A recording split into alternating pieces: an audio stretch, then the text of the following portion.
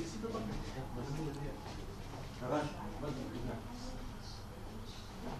आपने एक ट्वीट किया है, ट्वीट के क्या मायने हैं और रोहिंग्या को लेकर के क्या जानकारी महाराष्ट्र सरकार के पास है? ऐसा है कि मैं पालक मंत्री आपके द्वार में आज पूरे मुंबई में सबर्बन में जहाँ का पालक मंत्री हूँ घूम रहा हूँ। आज मेरी 9वीं ऐसी जनता दरबार की मीटिंग थी और उसमें कई सारे विषय आए थे। उसमें किसी का विषय आया कि मेरी पत्नी को पासपोर्ट रिजेक्ट हो गया, तो मैंने पुलिस ऑफिसर से पूछा कि भाई क्यों रिजेक्ट हो गया, तो उन्होंने बताया कि इनके बारे में कुछ वैलिड डॉक्यूमेंट इनके पास नहीं है। और उसके बाद में विषय मैंने कहा कि थोड़ा जो कुछ भी इस तरह की घटनाएं हैं उसमें वैलिड डॉक्यूमेंट जिसके पास नहीं हो, तो ऐसे लोगों की जानकारी पुलिस के पास ज़रूर रहनी चाहिए ताकि देश की सुरक्षा और मुंबई की सुरक्षा पे कोई कभी आँच नहीं आए। तो उतना ही आज का विषय था।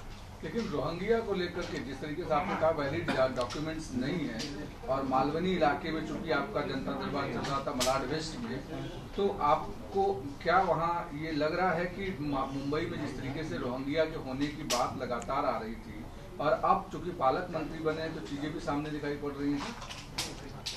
नहीं, ऐसा है कि दरबार तो जनता दरबार तो पूरे सबर्बन मुंबई में चल रहा है। अंधेरी में भी हुआ, बोरीवली में भी हुआ, सब जगह चल रहा है और चलता रहेगा। इसका जहाँ पर जो घटनाएं सामने आती है उसके लिए मैं योग्य आदेश देने की कोशिश करता हूँ और अब तक करीबन 1000 से ज़्यादा शिकायतों पर हमने लोगों को, ऑफिसर्स को निर्देश दिए हैं और बहुत अच्छे तरीके से लोगों का प्रतिसाद भी है।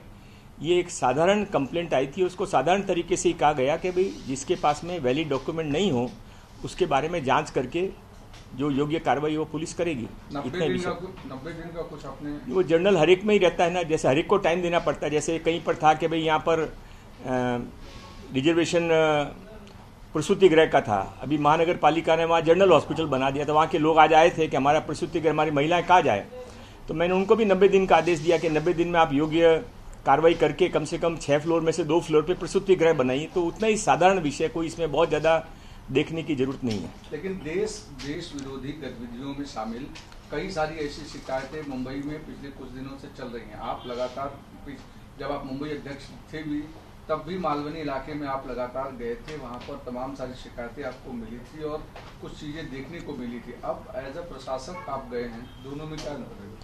नहीं, देखिए, ये कोई अकेले मालवनी का या अलग का विषय नहीं है। जब हम राजनीति में काम करते हैं, जनप्रतिनिधि होते हैं, तो जो भी शिकायतें हमारे सामने आती है, मैंने आपको बताया अभी तक 1000 से ज़्यादा शिकायतों का डिस्पोजल हमने किया है और जो शिकायतें सामने आती है उसको पहले रजिस्टर करते हैं, उनको बाकायदा नंबर से कॉल करते हैं, सारे ऑफिसर्स रहते हैं और उसके बाद में उसमें योग्य निर्देश देते हैं। केवल इतना ही विषय है।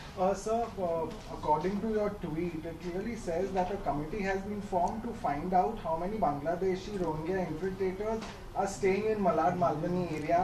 The committee will submit a report in 90 days. Sir, do you think there is an increasing infiltration of Rohingya from Bangladesh in a sense which is, imbalancing the ecological as well as the demographic equation of that area? That was not my issue. My issue was very simple. A person has come with a complaint, one Mr. Khan, that my wife's passport has been refused by the police in a wrong way. I told police, you inquire about it, what is right, what is wrong. Another person have come and said that I have been harassed. I again told the police that if there are any cases like this, you find out what is the fact, and that's all. So I have formed at least 4 committees today. One for a road in a Mahada layout, one for a Prasuti Grah in the BMC, one for finding out if there is somebody staying with the not with valid documents. That's all.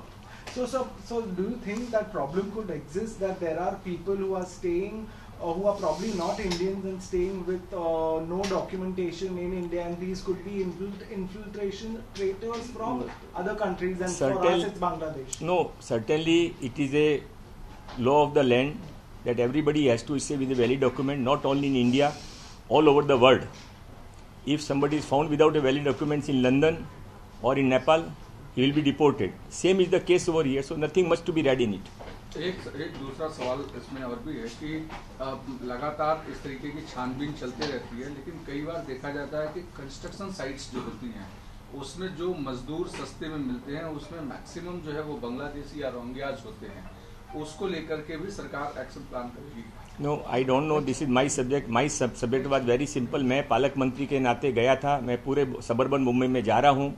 जहाँ पर जो घटनाएं सामने आती है उसके बारे में इंक्वायरी कर योग्य कार्रवाई करने का आदेश देना मेरी जिम्मेदारी, और वही मैंने आज भी किया. लोधा साहब, देश की सुरक्षा के लिहाज से एक बहुत संगीन मुद्दा है. एक बड़ा लॉट हम देखा पिछले कुछ वर्षों में, खास करके 2.5 सालों में उन्हें प्रमाण पत्र दिए गए, उन्हें एक वोट बैंक की तरह बनाने की कोशिश की गई. ये जो समिति गठित की किस तरह से काम करेगी उस पर थोड़ा सा विस्तार. नहीं, मैं न मुझे कोई जानकारी है कि वोट बैंक में इस पर कमेंट करना चाहता हूँ, न कोई समिति. जैसा आप समझिए एक पर्टिकुलर केस आया, उस केस के बारे में जैसा मैंने पहले भी बताया, अलग अलग हर जनता दरबार में कम से कम 7-8 समितियां अलग अलग लोगों को, ऑफिसर्स को, जहाँ एक ऑफिसर का काम नहीं होता है वहाँ 2-3 लोग होते हैं, वहाँ समिति बनानी पड़ती है. एक ऑफिसर का काम होता है तो उसको कहा जाता है कि आप इसके बारे में क्या कार्रवाई करेंगे, इतने दिन में करिए. 50% केसेस तो ऐसे है कि ऑन द स्पॉट उसके ऊपर निर्णय हो सकता है. ड्रेनेज लाइन का ओवरफ्लो है, खाली करिए, साफ करके दीजिए.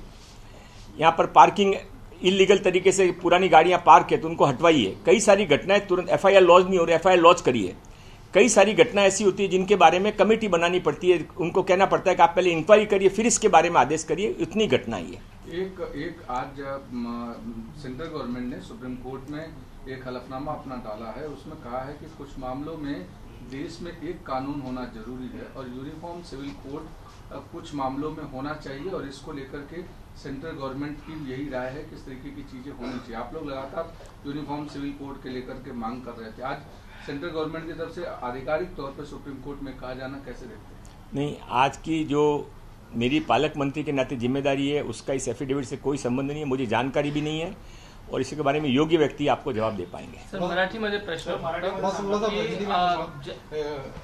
पहला सवाल कि जो स्टेप आपने बालोनी में जनता दरबार में उठाया है रोहिंग्या मुसलमानों को बांग्लादेशी का, क्या मुंबई में सिर्फ मलाड का मालवनी इलाका ही एकमात्र ऐसा क्षेत्र है, क्या मुंबई के और भी इलाके हैं? दूसरा क्षेत्र कि आपके इस उठाए गए कदम को लेकर कांग्रेस और शिवसेना की तरफ से एलिगेशन लग रहे हैं कि नजदीकी म्युनिसिपल कॉर्पोरेशन के इलेक्शन आने हैं, इसलिए बीजेपी जानबूझ के इस तरह के मुद्दे उठा रही है. इसका कोई चुनाव से संबंध नहीं है और ये मलाड मालवनी का भी विषय नहीं है. मैंने बार बार बताया है, मैं पालक मंत्री के नाते जहाँ पर जाता हूँ वहाँ पर जो शिकायतें आती है, 1000 से ज़्यादा शिकायतों का अभी तक निराकरण किया है. 500-700 से ज़्यादा शिकायतों का ऑन द स्पॉट किया है. 200-300 शिकायतों के अंदर ऑफिसर्स ने टाइम मांगा है कि हमको 30 दिन लगेंगे, 60 दिन लगेंगे, 6 महीने लगेंगे. उतना टाइम उनको दिया जाता है. That's all. सर,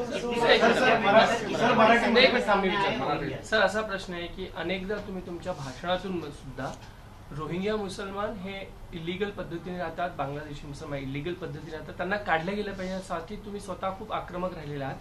आता हा मुद्दा तुमच्या समोर आहे, तुम्ही पालकमंत्री आहात, कसा हा मुद्दा पुढे घेऊन जाणार, तडीच घेऊन जाणार? कोणी असेल त्यांच्याकडे जे व्हॅलिड पेपर नसेल तर हा सरकारची जिम्मेदारी आहे की त्यावर योग्य कारवाई केली पाहिजे. आज पालकमंत्रीचे नाते माझे 10वा जनता दरबार होता, ते मलाडमध्ये होता. तिथे कोणी आला की माझी बायकोला पासपोर्टचं ॲप्लिकेशन रिजेक्ट केलं आहे, ते चुकीच्या पद्धतीने केलं आहे. मी तिथले जे सिनियर इन्स्पेक्टर होतं त्याने विचारला की काय मॅटर आहे, त्याने सांगितलं की मी पूर्ण बघत घेतो. नंतर कोणी आला की हा मुद्दा उचलला, म्हणून मी सांगितला की त्याचे मुद्दे बार बार येत आहेत, तर तुम्ही 1-2-3 लोक ऑफिसर्स मिळून जे काही रिलिव्हंट ऑफिसर त्याने विचार करा आणि त्यामध्ये काय करू शकता ते सांगा. हा दॅट्स ऑल. हाच मुद्दा होता. डॉक्युमेंटमध्ये काही गोष्टी असताना देखील मालाडच्या भागामध्ये तुम्ही आला होता, तिथे बांगलादेशावर कारवाईची मागणी केली होती, त्यानंतर सुद्धा कारवाई झाली नव्हती. आता तुम्ही पालकमंत्री म्हणून आहात, किती तुम्हाला बांग्लादेशी सापडले, काही पोलिसांकडून आकडेवारी आली आहे का? हा माझा विषय नाही आहे. हा बांगलादेशी, रोहिंग्या किंवा कोणता विषय ज्यांच्याकडे व्हॅलिड पेपर नाही आहे ते देशची सुरक्षा से जोडून आपल्याला समजला पाहिजे. त्यासाठी एक मॅटर माझ्यासमोर कंप्लेंट आला होता, त्यासाठी मी योग्य इन्स्ट्रक्शन दिला.